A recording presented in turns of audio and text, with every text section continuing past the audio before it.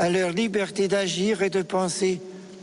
Nous pensons aussi à ceux qui connaissent des problèmes familiaux ou qui éprouvent une souffrance face au chômage, à la maladie, à l'infirmité, à la solitude, à leur situation d'immigrés.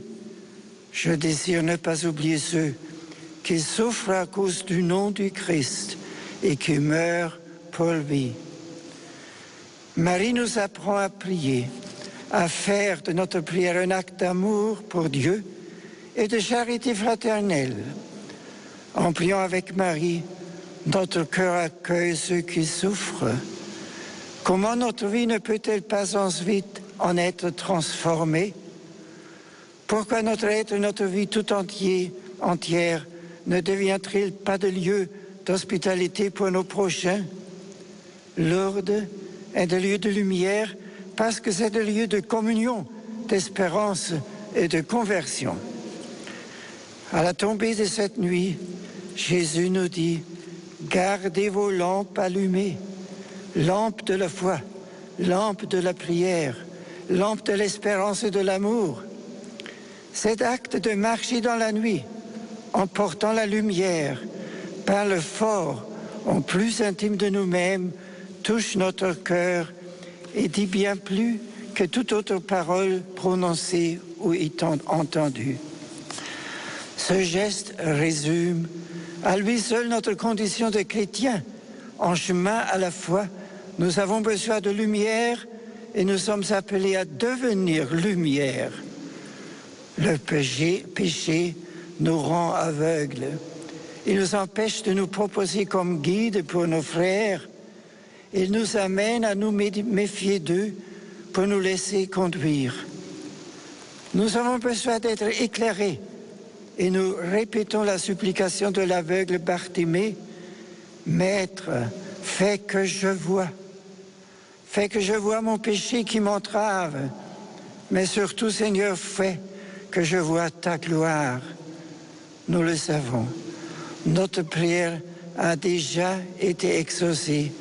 Et nous rendons grâce car, comme le dit saint Paul dans sa lettre aux Éphésiens, le Christ illuminera. Et saint Pierre ajoute, il vous a appelé des ténèbres à son admirable lumière. À nous qui ne sommes pas la lumière, le Christ peut désormais dire, vous êtes la lumière du monde. Nous confions le soin de faire resplendir la lumière de la charité. Comme l'écrit l'apôtre Saint Jean, celui qui aime son frère demeure dans la lumière. Il n'y a en lui aucune occasion de chute.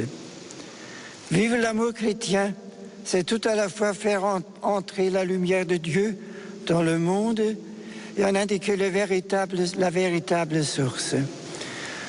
Saint Léon le Grand l'écrit, quiconque en effet vit pieusement et chastement dans l'Église, qui songe aux choses d'en haut, non à celles de la terre, est d'une certaine façon semblable à la lumière céleste. Tant qu'il observe lui-même l'éclat d'une sainte vie, il montre à beaucoup, comme une étoile, la voie qui mène à Dieu. En ce sanctuaire de Lourdes, vers lequel les chrétiens du monde entier ont les yeux tournés depuis que la Vierge Marie a fait prier l'espérance et l'amour, en donnant aux malades, aux pauvres, aux petits, la première place, nous sommes invités à découvrir la simplicité de notre vocation. Il suffit d'aimer. Demain, la célébration de l'exaltation de la Sainte Croix nous fera entrer précisément au cœur de ce mystère. En cette veillée, notre regard se tourne déjà vers le signe de l'Alliance nouvelle où toute la vie de Jésus converge. La croix constitue le suprême et parfait acte d'amour de Jésus qui donne sa vie pour ses amis. Ainsi faut-il que le Fils de l'homme soit élevé afin que tout homme qui croit obtienne par lui la vie éternelle. Annoncée dans les chants du serviteur de Dieu, la mort de Jésus est une mort qui devient lumière pour les peuples. C'est une mort qui, en lieu avec la liturgie d'expiation, apporte la réconciliation. Mort qui marque la fin de la mort. Dès lors, la croix est signe d'espérance, l'étendard de la victoire de Jésus, car Dieu a tant aimé le monde qu'il a donné son Fils unique. Ainsi, tout homme qui croit en lui ne périra pas, mais il obtiendra la vie éternelle. Par la croix, notre vie tout entière reçoit lumière, force et espérance. Par elle est révélée toute la profondeur de l'amour contenu dans les desseins originels du Créateur. Par elle, tout est guéri et porté à son accomplissement. C'est pourquoi la vie dans la foi au Christ mort et ressuscité devient lumière. Les apparitions étaient entourées de lumière et Dieu a voulu allumer dans le regard de Bernadette une flamme qui a converti d'innombrables cœurs. Combien de personnes viennent ici pour voir, espérant peut-être secrètement bénéficier de quelques miracles. Puis sur la route du retour, ayant fait une expérience spirituelle d'une vie en Église, elles changent leur regard sur Dieu, sur les autres et sur elles-mêmes.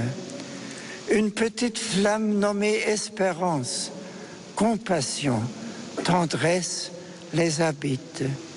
La rencontre discrète avec Bernadette et la Vierge Marie peut changer une vie, car elles sont présentes en ce lieu de Massabielle pour nous conduire au Christ qui est notre vie, notre force et notre lumière. Que la Vierge Marie et Sainte Bernadette vous aident à vivre en enfant de lumière pour témoigner chaque jour de votre vie que le Christ est notre lumière, notre espérance et notre vie. Amen.